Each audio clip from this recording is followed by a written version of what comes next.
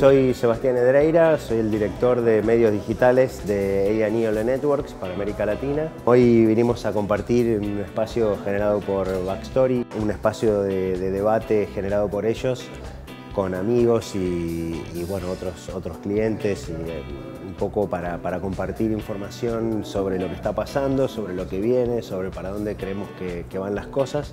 Me parece nutritivo, sano, interesante y ojalá que se repita.